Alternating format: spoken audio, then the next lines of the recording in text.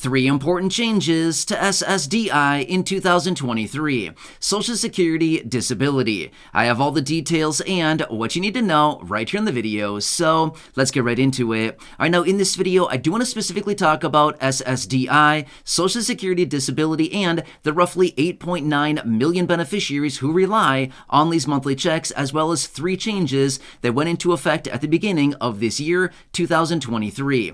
Now, one of these is going to be very obvious, but believe it or not, I actually had somebody reach out to me just the other day asking, when are we going to be getting this? I responded back and said, you actually should have received that months and months ago. If you didn't get it, you should probably think about doing this. And that's what I want to talk about here in the video, as well as some other changes that have gone into effect at the beginning of 2023 for millions of beneficiaries receiving SSDI. Let's get into it and talk through all the details. But really quickly before we do, if you're enjoying this video so far and you want more like it, please make sure to subscribe down below. I'm here for you every single day, no matter what, watching all these details hitting the wire, doing the necessary research and breaking it all down as things are changing very rapidly. It's a busy time, it's confusing, and it's very uncertain with everything going on. And again, I want to make sure that you're staying updated and helping you out in any way that I possibly can, as that's my dedication, my commitment, and my promise to you and everybody right here in the community. So thanks so much for joining me. Please subscribe down below, and let's get into it and talk about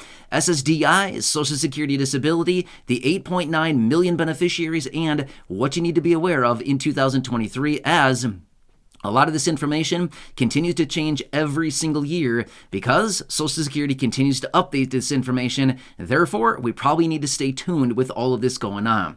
All right, so the details I'm going to talk about here are directly related to SSDI. Now, again, I want to make that very clear because a lot of times SSDI and SSI are confused between these two. These are two very different programs. Even though they are very similar, they're still very different at the same time, okay? So we are talking about SSDI, not to be mistaken with SSI, okay? Very different programs. Anyway, so what I want to talk about first is a couple different designations within SSDI, and then also different limits that you need to keep in mind if you're somebody receiving SSDI in 2023, and if you're going to be having any income outside of your monthly benefit, you got to know these numbers, okay? Very important stuff. Otherwise, you could potentially be looking at garnishments to your monthly benefit, or potentially even losing your benefit altogether, okay? Very important. Which, by the way, I am not here to instill fear in anybody, but rather, you got to know the information. There are rules around all this stuff. Social Security has very strict rules on this, and you got to know how to play the game here, because if you don't play it by the rules here, it's going to be an ugly situation, okay? So that's why I'm here to help you out and to break all this down for you. All right, so let's quickly talk about the 2 different designations within SSDI, Social Security Disability, which is blind and non-blind, okay? So they break it down as blind and non-blind, okay? You probably know which category you fall into. If you have a disability because of, something other than loss of vision or legal blindness or something like that, then obviously you're probably going to fall into the non-blind category. However, if you are blind, if you're blind, if you're losing your vision, if you are legally blind, if that is the extent of your disability, well then you're probably in the blind category. But again, you probably know all of this as well. One quick side note as well. I recently also had somebody reach out and ask me, hey, I have a disability, and the person was getting SSDI benefits because of a disability. However, over the course of the years that they have been receiving SSDI, they asked, I lost my vision as well. Now what do I do? Well, and they asked me, do I need a note from my doctor to send to Social Security? Yeah, you definitely do, okay? You can't just call Social Security and be like, hey, yo, I'm blind now, can I get some benefits or something? That's not how it works, okay? Yes, you have to have a note from a doctor, and not just a note, like an official document from your doctor saying, this person is legally blind by this definition, okay? So yes, you have to have official documents that you would need to submit to Social Security, okay? Which, by the way, I don't want to go off on that too much here in this video because that's a totally different topic. We can talk about that in a separate video, but I would highly recommend, if that is your situation or something similar, I would highly recommend calling Social Security and talking to an agent about that, and they can discuss the specific details. All right, so anyway, I apologize, I digressed there for a minute, but let's get into it and talk through what I want to share with you here in this video. It comes down to earnings limits, otherwise known as SGA, okay? Substantial Gainful Activity. Now, these are the things that have been updated as of the beginning of 2023. When I say the beginning, I literally mean January 1st, 2023. This is when this went into effect. Now, obviously, I do know that we are a handful of months into 2023 right now as I record this video, but this is something I continue to get questions about, and I've seen it down below in a variety of different questions. Therefore, we need to focus on it because there's people that need to know this information, okay?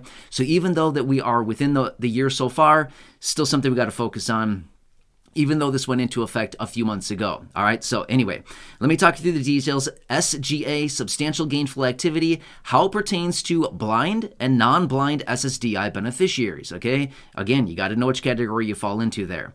All right, so here's what it comes down to. If you are somebody who is an SSDI beneficiary and you are non-blind, okay, you've fallen into the non-blind category and you have a disability for, a different reason other than, loss of vision, something like that. So you are a non-blind SSDI beneficiary.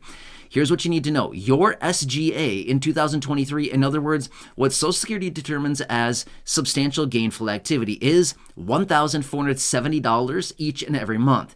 Let me explain what this actually means here. Essentially, it means you can earn up to the limit, up to as in that $1,470 limit each and every month is what you can have of earnings, earned income, above and beyond your monthly check that you get from Social Security as SSDI.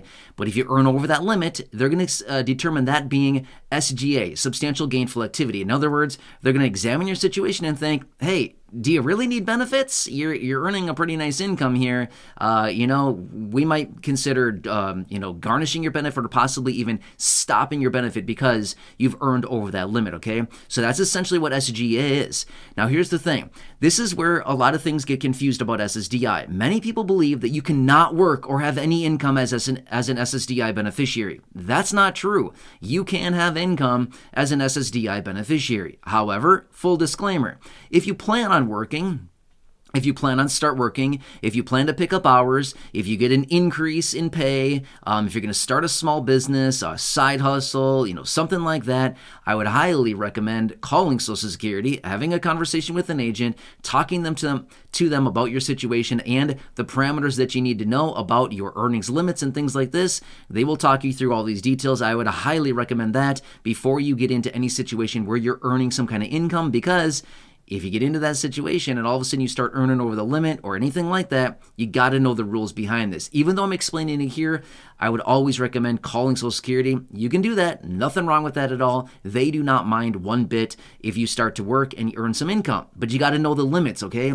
You can't just go out and start earning $4,000, $5,000, $7,000 a month. Doesn't work that way, okay? Even $2,000 a month in this case would be too much according to the SGA limits, okay?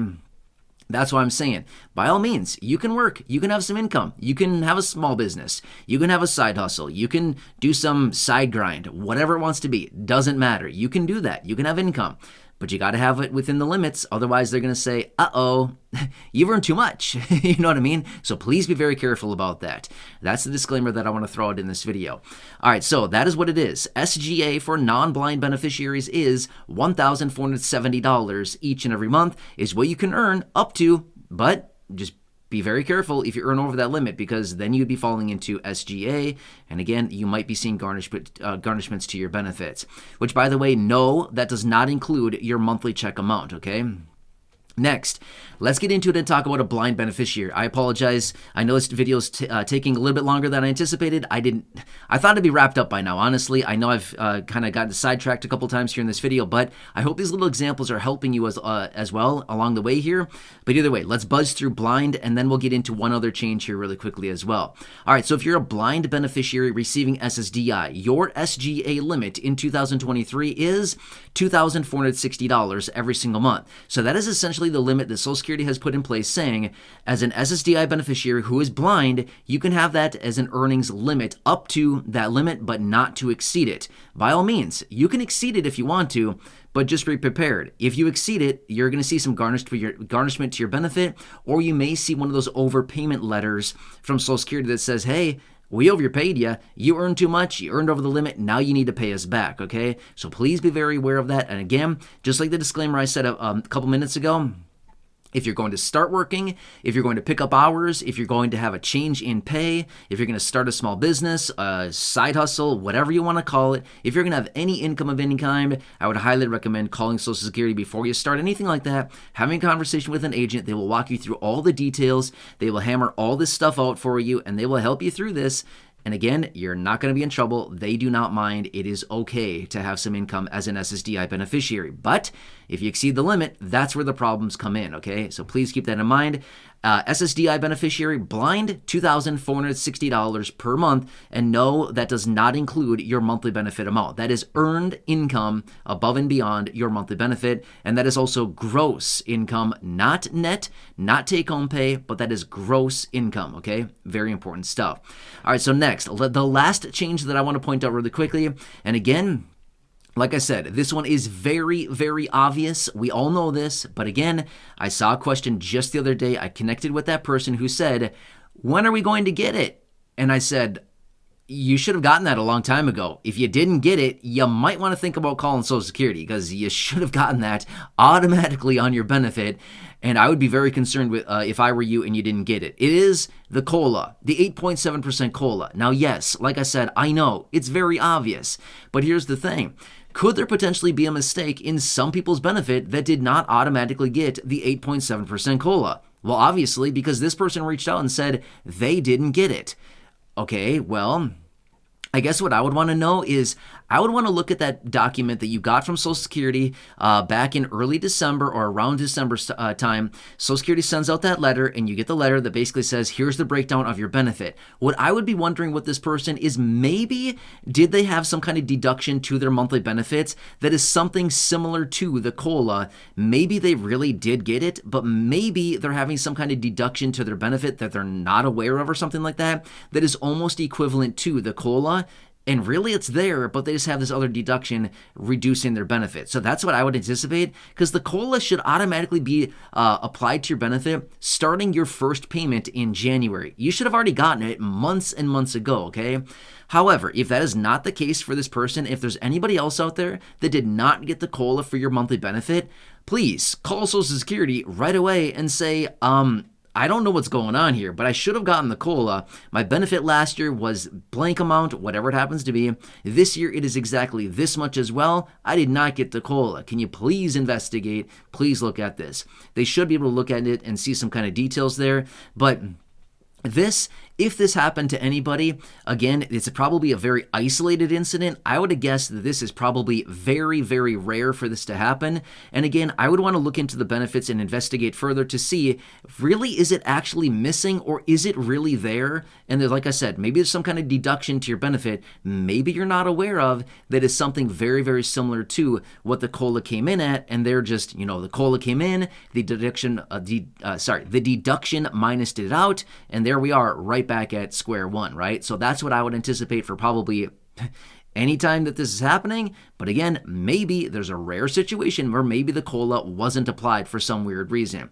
If that's your case, please call Social Security immediately, have a conversation with them, and they should be able to look into it. Otherwise, one more thing you could possibly do is you could log on to your My Social Security account on the Social Security website, and you could look into it there. You might be able to find some details. If this is your situation, you should be able to see the breakdown of your monthly benefit and things like that. Any changes, stuff like that, you should be able to find it right there on your My Social Security account. So please check that out. Otherwise, these are some changes I wanted to bring to your attention. Most importantly, the SGA limit amounts there. Those have gone up by about $100 to $110 or so a month over what they were last year. Again, nice. It's not bad. It means that you can earn a little bit more. But again, like I said earlier, I want to say it one more time really quickly, which is if you are currently working, if you're going to start working, if you're going to have income of any kind, it does not matter. I would highly recommend calling Social Security. Please do not try to hide this from them. They will find out, okay? It might take them a little while, but they will find out. And again, you don't want to get one of those overpayment letters. It's not going to be a fun situation, okay? Because then they'll say, hey, we overpaid you, and now you got to pay us back. How many people are sitting on hundreds or even thousands upon thousands of dollars right now that you can just cut a check to Social Security and say, here, have some of my money? No, most people don't have that, okay? So that's what I'm saying. Please be very careful about it and just let them know. They don't mind. It's okay. They're going to help you talk through the situation exactly as it pertains to you, your monthly benefit, and all the details. And again, they're going to help you out with that. So call Social Security. That's what I would recommend. Anyway, these are a few details pertaining to SSDI, not to be mistaken with SSI or Social Security retirement benefits. Those are all very different programs, even though they're all very similar and administered by the Social Security Administration. They're all very different and they all have their own rules, different parameters, and different things like that. So anyway, hope this one helps you. Again, I know, pretty basic stuff, but at the end of the day, we got to know this stuff as well, because if you fall into the parameters where maybe you're earning too much or something like that, again, it's not going to be good. Anyway, hope this one helps you. Again, please subscribe down below if you haven't done so yet. Share the video with your friends, family, social media, and go back and check out any of the other thousands of videos here on the channel. Until next time, enjoy your day, take care, and I'll catch you again later in the next video.